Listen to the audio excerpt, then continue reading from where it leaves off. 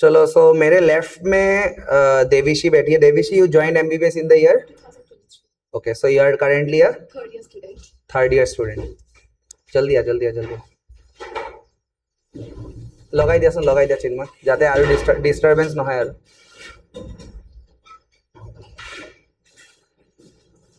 Okay, so Devishi, please introduce yourself थोड़ा सा. Hello, myself Devishi Khakhulia. I am currently a MBBS student in third year from Nalbari Medical College. And what else? बताओ. So basically, I cracked my NEET in drop year. After giving my 12, I took one year of drop in which I focused on self-study, and I took a one-to-one guidance from Sanat sir. He acted like my mentor and he helped me pass the MBBS examination. He gave me guidance on how to do it and he gave me notes from which I should study. And Yeah. it's very much important that you focus on the notes which are given by the teachers, as that will clear your concepts. And if sir teaches you and you don't go home and read that notes or don't do self-study, then even if sir teaches you, it won't help you. At the end, you have to learn from sir, and you have to then focus on self-studying. So we mainly study the notes given by the teachers and then give the test papers.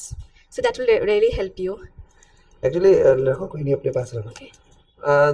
Firstly, मतलब congratulations to both of you. Now both of the children are going to be doctors, so it's a big deal. And भैया ही बोलता हूँ मैं इनको, क्योंकि ये personal terms ऐसा है.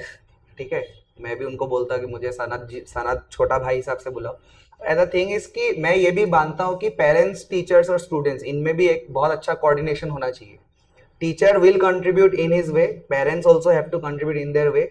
मोस्टली हेडेक स्टूडेंट पे रहता है, ये तो रियलिटी है. 60 to 70% एफर्ट स्टूडेंट का ही रहेगा हमेशा से. एंड बहुत अच्छा लगा मुझे. And currently you are also with the union, I guess. Yes, I am a lady representative in my college. She is the lady representative of Nalbari medical college. Okay, so big deal. और मैं बोलता भी हूँ कि इस साल थोड़ा सा खुद को संभाल लो, फिर एक्सप्लोर करो. मैंने उसको भी बोला था इनफैक्ट कि मेडिकल कॉलेज में जाके जितना एक्सप्लोर करना है करो. I am very happy and so proud actually कि she is doing all this. And that's his brother, that's her brother. So अपने बारे में तुम भी बता दो थोड़ा सा. Myself Hitansh. मैं लगा ही देता हूँ, तुम्हारे सब प्रॉब्लम नहीं होगा. बस अब आराम से बोलते रहो. Myself Hitansh Kakolia. I cleared NEET this year. I have secured an All India rank of 45,009. I mainly focused on the self-study part, as she already has mentioned. I never missed the tests that were taken by the sir.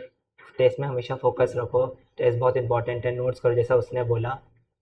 और ये सब भी है basically. ज़्यादा self study पे focus करो, self study सबसे important है. Self study and test. And by the way, this is also the most I have heard of him. बहुत कम बोलता है, अभी तो अच्छा बोल रहे हैं. देविशी से तो now it's she is in the union, उसको बात करना ही पड़ेगा लोगों से. बहुत बढ़िया. हाँ.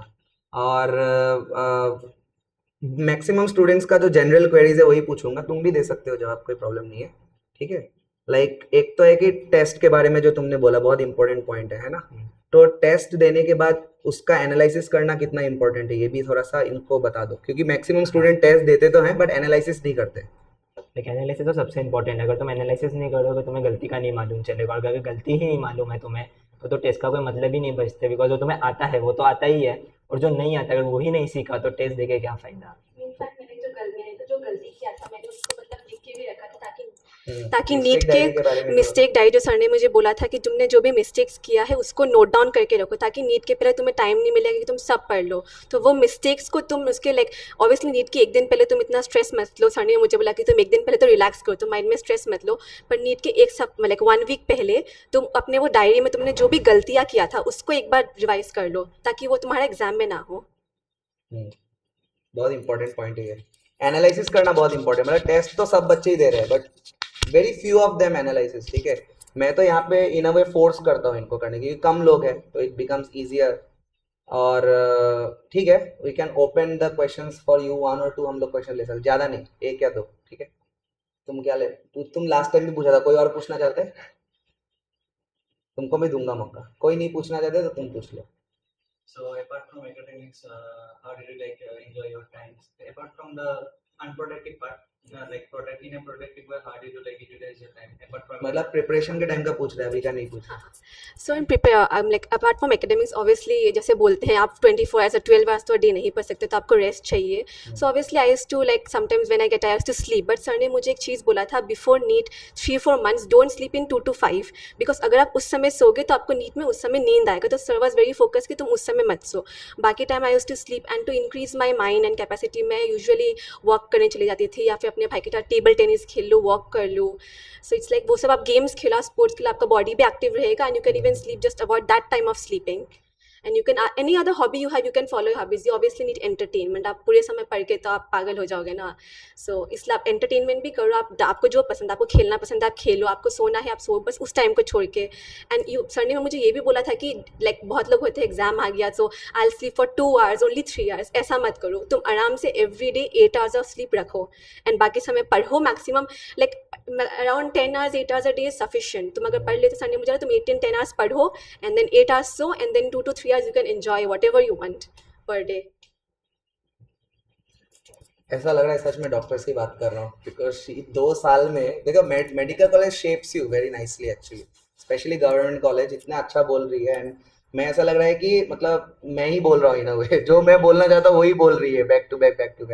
तो बहुत अच्छा लग रहा है. Do you want to add anything to this? What did you do during, जब तुमको लगता था बहुत पढ़ लिया यार अभी थोड़ा सा ब्रेक लेना चाहिए, या फिर क्या करते हो उस समय मतलब ब्रेक टाइम में? ब्रेक टाइम में बेसिकली मैं भी वही स्पोर्ट्स वगैरह में दीदी के साथ नीचे जाता था खेलने करने. फिर लगने से लाइक वही मतलब खेलना कूदना, इतना ज़्यादा मतलब वैसे स्ट्रेस नहीं लिया कभी भी कि इस चीज़ से कि पढ़ना ही, अगर नहीं हो रहा है तो उस समय सो जाओ, उस समय मत करो बेसिकली. सही क्योंकि है, उस समय पढ़ाई होगा भी नहीं. अगर तुम स्ट्रेस में करोगे तुम्हारा और ख़राब ही होगा वो चीज़. अच्छे से करो, धीरे करो, पर जो करो वो कंक्रीट करो बेसिकली. ज़्यादा चीज़ में नहीं, पर जो करा है उसमें फोकस ज़्यादा रखो.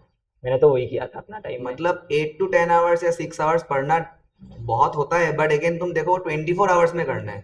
ये नहीं कि तुम्हारे पास 10 घंटा है उसमें 8 घंटा करना है, ऐसा नहीं है. 24 घंटा दिया है भगवान ने तुमको, ठीक है, उसमें से तुमको बस 6 से 8 घंटा कंसिस्टेंटली निकालना है. धीरे धीरे एग्जाम के टाइम में जब प्रेशर बिल्ड होगा तुम्हें ही पता नहीं चलेगा कब वो 10 घंटा हो गया.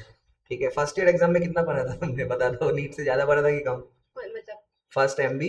First MB Yes. First MB में तो परसेंटेज अराउंड 68 के परसेंट. नहीं, मैं मार्क्स नहीं पूछ रहा, मतलब how the schedule was very Oh no, tight, right? First MB and first MB में आपका वो स्ट्रेस नहीं रहता ना, so you can enjoy your life and exam के पहले पढ़ो and you can easily crack the exams.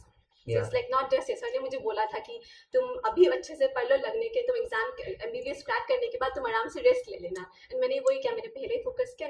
After first year I was like very chill. मैंने एंजॉय भी किया. मैंने जहाँ भी मैंने नहीं घूमा था पहले, लाइक मैं पापा बोला पापा मुझे यहाँ घूमना है वहाँ घूमना, पापा ने भी सब किया कि okay finally you crack. And आप वो सब करके भी आप जस्ट एग्जाम के पहले कंसंट्रेट करके पढ़ लो, then you can pass the exams. मैं फर्स्ट एमबी के बाद मेरा ऐसा सिचुएशन था कि मैंने तो सोचा 6 महीना तो मैं पढ़ूंगा ही नहीं, क्योंकि मैंने बहुत पढ़ लिया था. 6 महीने मम्मी को लगता है कुछ तो कर रहा है रूम के, मैं पढ़ नहीं रहा था. मैं इधर सोता था या फोन यूज करता था या कुछ फॉर द नेक्स्ट 6 months, क्योंकि ड्रॉप ईयर ऐसा था कि मतलब तब मुझे सोशल लाइफ ये सब कुछ पता ही नहीं होता था, जैसे कि वो बोल भी रही है.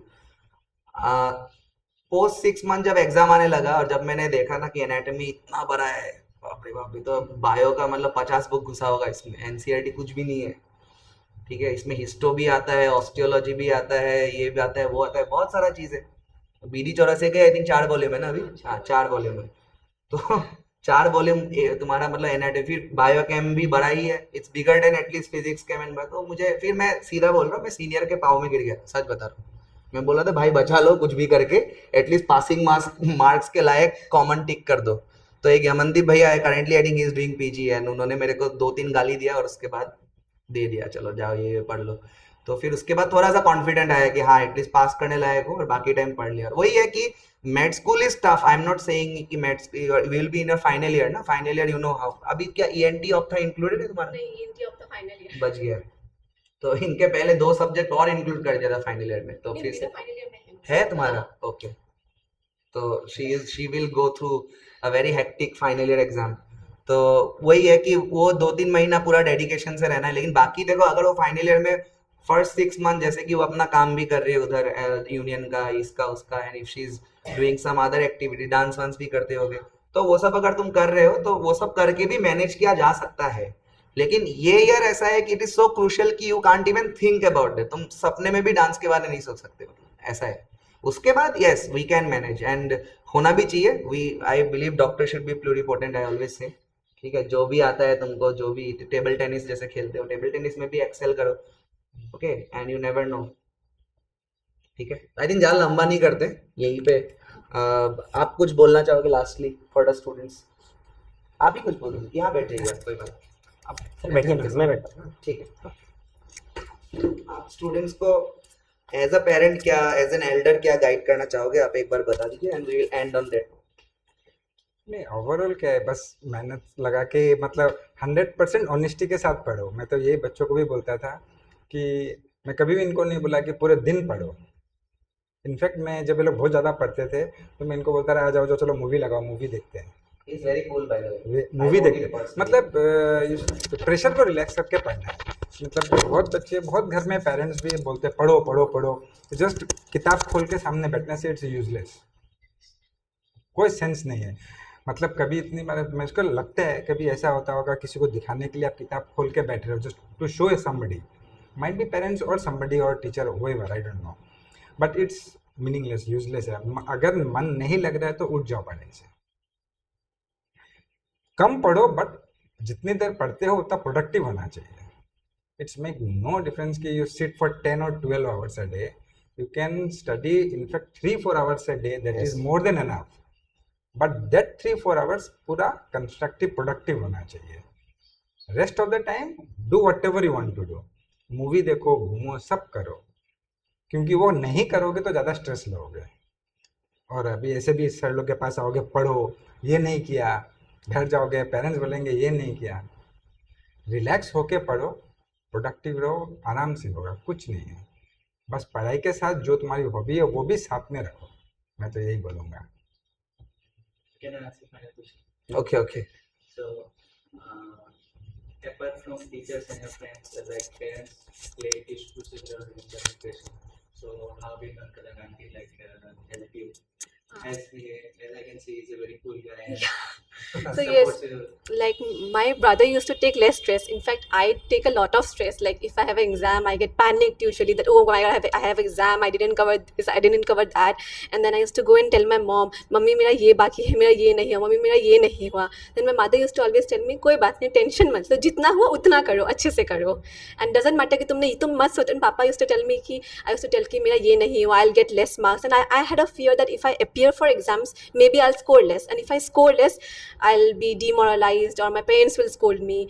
Then my parents will tell, it doesn't matter. Even if you score less in these exams, it will not matter. What matters is your NEET exam. So I always had the fear that I'll not give exams because I'll score less and then I'll get scolding and what will the teachers think, parents think. But they used to always tell me, don't worry, you give your exams, don't take stress. You don't and sometimes I used to be like, no, I'll have to study all night because I didn't complete my syllabus. Then my parents used to tell me, don't need to study all night. How much ever you study, sleep, eat and study. You should always focus on eating habits also. Like sir also used to tell my parents, because before even before I need, I used to be like, whenever I'm stressed, I want junk foods and all. They used to tell me, no need to eat also. Eat healthy, lead a healthy life, and then you could just study. Then it will help. And it's like if your parents are like forcing you, know you have to study 24 hours a day or very much, you can tell them, no, I'll study this much, but what I'll study, that will be productive from my side. Even if I study, it won't help. In fact, I remember when the first time I met Sanat sir, he first asked me, how many productive hours do you study a day? His question was not how many hours you study, how many productive hours you study. That was like a very big difference. Then I answered something. I said for around 10 hours and productive is like around 5 hours. Because half 5 hours you are like stressed, thinking something else. It goes on like that. Thank you. Basically, do all the classes, appear all the tests. पढ़े हो चाहे नहीं पढ़ो, test, appear all the tests. बिल्कुल. और हर test देने के बाद घर में जाके कॉपी बनाओ, which I have told them also that we did. जो भी डाउट्स है, बिकॉज एकदम नीट की फाइनल एक दिन पहले तुम कभी भी पूरा कोर्स कंप्लीट नहीं कर सकते हो, और उस दिन पढ़ना भी मत, सिर्फ उस कॉपी को खोल के देखना जहाँ जहाँ डाउट्स है. That will help you. That will increase your marks. Because NEET में जो तुम ड्रॉपर्स मार्क्स है, हार्डली 30-40 मार्क्स का ही गैप होता है, मिलना और नहीं मिलना. इस बार भी बहुत स्टूडेंट्स आए हैं. बेसिकली जो बेंचमार्क है, जो बल्क स्टूडेंट्स है, वो है तुम्हारे 480-450 से लेकर अराउंड 580, यही बैंड. इसमें जो लिमिट है वो 30-40 मार्क्स का डिफरेंस, वो कॉपी से आएगा. एक एक्सेप्शनली ब्रिलियंट है जो ऊपर है 700, दैट इज डिफरेंट, एक के नीचे है। हम लोग सब जो बैठे हैं हम लोग एक एवरेज कैटेगरी में बैठे हैं, एवव एवरेज बिलो एवरेज, वो एवव में जाना है, 30-40 मार्क का गैप उस कॉपी से आएगा, बस दैट्स द डिफरेंस, और हमको वही अचीव करना है, सिंपल है। ठीक है। सो ऑन दिस नोट मेरे ये लोग तो छोटे भाई बहन जैसे ही हैं अब, तो मैं तो गिफ्ट के बिना तो इनको भेजूंगा नहीं, छोटा छोटा गिफ्ट है। तो firstly Devishi, you will be in your final year, so I think this will help you tuning for, you can do Rinne's test, Weber's test, ठीक है। एंड तुम तो अब क्लब के मेंबर हो तो क्लब का निशानी दे दिया जाए, है ना। Chinmay, you click photos of him, हाँ मुंह बंदी की ना, आप भी आना देविशी, कोई दिक्कत नहीं है। Okay, Hitansh, welcome to the club. चलो खुला नहीं निकल, अब बैठते तो लीजिए। अरे बोतल तो गुस्सा। Okay, thank you sir. आप भी आ जाते क्या एक फोटो? अरे नहीं नहीं, इट्स ओके, नहीं चाहिए। चलिए नीचे चलते हैं उनका क्लास पे, तो लल्ला जाओ ना। Okay, thank you so much. Sir cover टू दीजिए, बर्ड्स यूज करो पड़ेगा इसमें, बर्ड्स है in case you want to change letter, तो सर ठीक है। चलो ऊपर ऊपर ऊपर, एक सेकंड